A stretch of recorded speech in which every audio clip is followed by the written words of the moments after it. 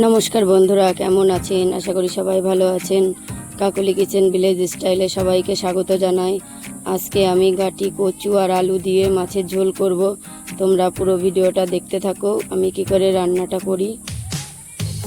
এখানে দেখো কচু আর আলু লম্বা লম্বা করে কেটে নিয়েছি। এখানে একটা টমেটো কেটে নিয়েছি, রসুন বাটা, আদা বাটা, জিরে বাটা, লঙ্কা বাটা।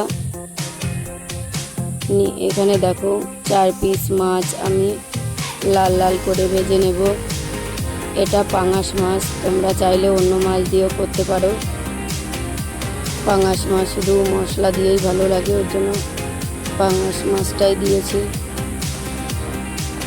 মাছটা ভাজা হয়ে গেছে, এবার আমি তুলে নেব।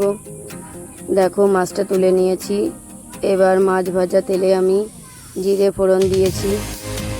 এবার কেটে রাখা আলু আর কচুটাকে ভালো করে লবণ হলুদ দিয়ে ভেজে নেব।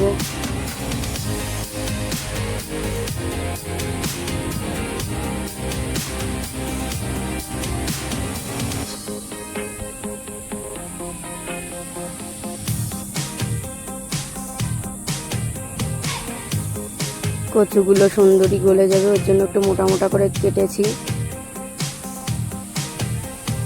নালে চিকন করে কাটলে পুরোটাই ঝোলের সঙ্গে মিশে যেত, ওর জন্য একটু মোটা করে নিয়েছি।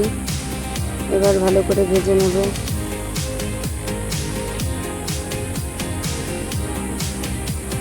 দেখো আলুটা আমার অনেকটাই ভাজা হয়ে গেছে। এবার সব মশলা টমেটো দিয়ে ভালো করে কষিয়ে নেব।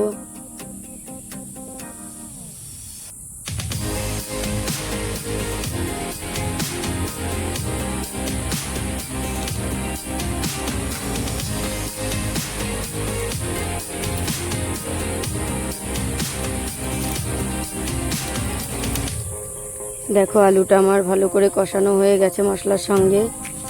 এবার আমি এর মধ্যে পরিমাণ মতন জল দিয়ে দেব।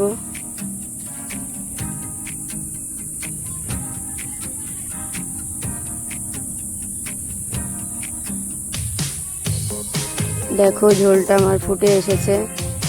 এবার ভাজা মাছগুলো আমি ঝোলের মধ্যে দিয়ে ফুটিয়ে নেব।